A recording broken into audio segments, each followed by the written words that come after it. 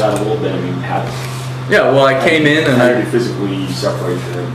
Yeah, sure. I came in and India company told me, hey, there's problems with these guys, and there's corruption going on here.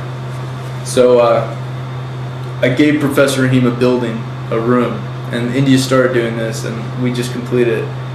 And Colonel Anand used to sit in on these district council meetings, and I kicked him out. Now, you have to do it diplomatically. I can't just say get out. But I said, this is not your place. You deal with security. He'll deal with civil services. And that's all there is. And you support him. And that's all there is to it. And, the biggest thing, and it was literally part of the biggest thing we wanted to do, and I want to get across, was civics lessons, like blatant civics lessons. Like, just telling someone, again, the why is the most important, telling someone, don't be corrupt. Okay, like, fuck you. Like, I want to get paid, that's here's why you can't be corrupt, because you're behaving like a goddamn terrorist, and that's all there is to it.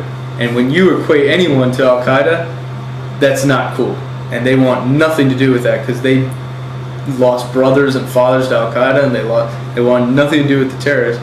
So you just had to explain to them, hey, when you're ripping off money, you're behaving, what did the terrorists do? There was an incident where the police went around shooting in the air and scaring the crap out of locals. I go, hey, so imagine this. Some men are driving around and they're shooting guns in the air. Who's that remind you of? Al-Qaeda. Okay. And they're scaring the crap out of the locals, and the locals don't feel safe. Who's that remind you of? Al-Qaeda. Oh, really? That happened 2 days ago, and it was your guys. And, like, literally, it's like a light bulb switch, and they're, okay, Roger, got it. And they would correct themselves, and they would not do it again, theoretically. And then Well, I think at one point we need to cover your relationship with Donna Carr, who's with the State Department. And that seemed kind of bizarre because I was just going to ask. I thought two organizations weren't supposed to work together, but she told me personally that she couldn't get anything done if she wasn't working with you. And vice versa. Yeah, well, I was a little more flippant back in the day. Now that I'm back in Kona, so I probably can't be so flippant. But the State Department had some issues, and so my views of the State Department aren't necessary. But whatever the case, there was a guy named John Gerlach. John Gerlach, who's a fucking hero to me and a very, very good man. And it should be noted, he's in the DOD, not state. But John handled governance for the PRT, and he's a former Marine. And so John's on the PRT and says, what the hell are we doing sitting in all these meetings? Let's go out and talk to the Marines, because they're dealing with this. So he comes out to Lima, because who sends him there? Major Quinn, obviously. So he comes out, and he stays with Lima, and I link up with him, and he links up with Captain Mines and Luke Larson and all these guys, and we literally wine and dine them for 3 days, and we show, hey, we need PRT guys out here because you guys are fucked up and you guys need to help us out, and we need to help you out. And maybe they're not fucked up, but there was no unity of effort. We were going off in two completely different directions, and nothing good comes of that. And frankly, we're subordinate to them, so we need to get in line with what they're doing, but they need to take on board to what we're saying, so they can manipulate and go in a proper direction. So John, being the stud that he is, goes back and says, "Hey, we're all fucked up. Everyone go to Lima." Well, they do. They start filtering in. First 2 guys come, and then a huge 20 guys come to Thela.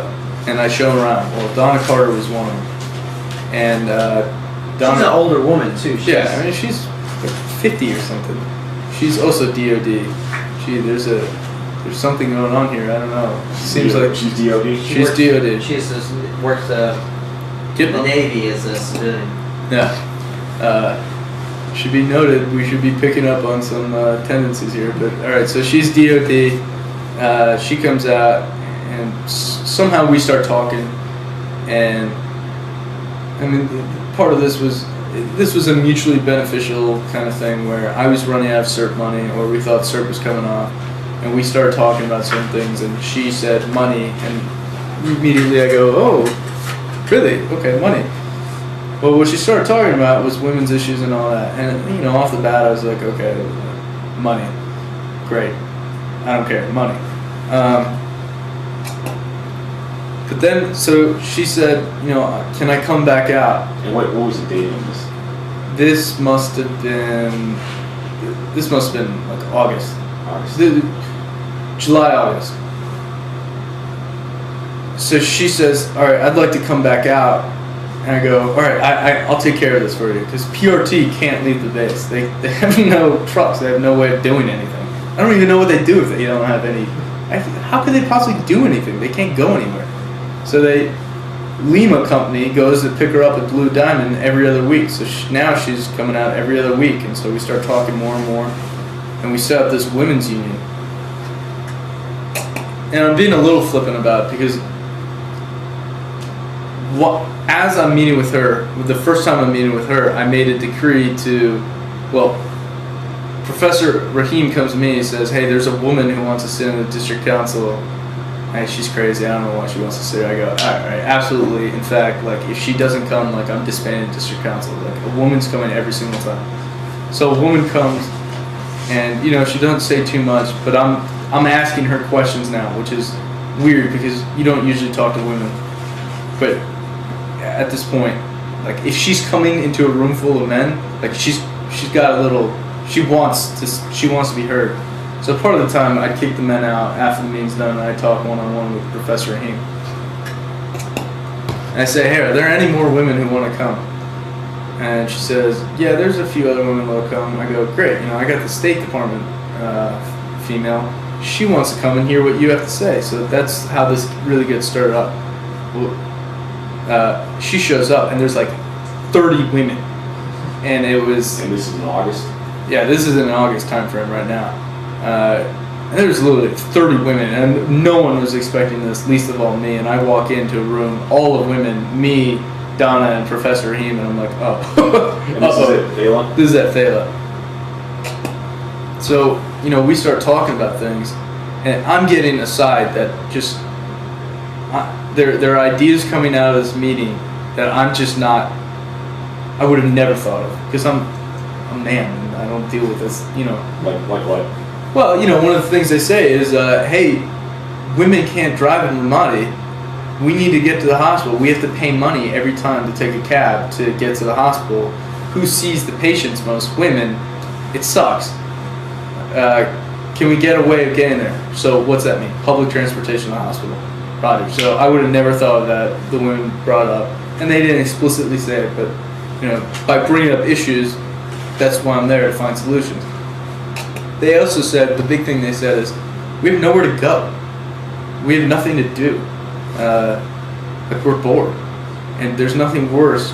Like, the most dangerous thing in the world is a bored Marine. Well, you know, bored women are much better. So, you know, I was like, oh, well, you know, how about if I build a park just for families?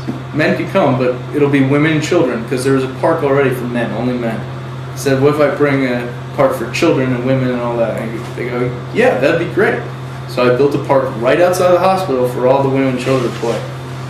And that was a huge hit with the community and with the families. And we literally made a park with slides, swings, and fountains and fish tanks and all sorts of whatever Iraqis like. I mean, that was the slide that it didn't slow down. The slide of death. It was literally like 6 feet tall and went straight down.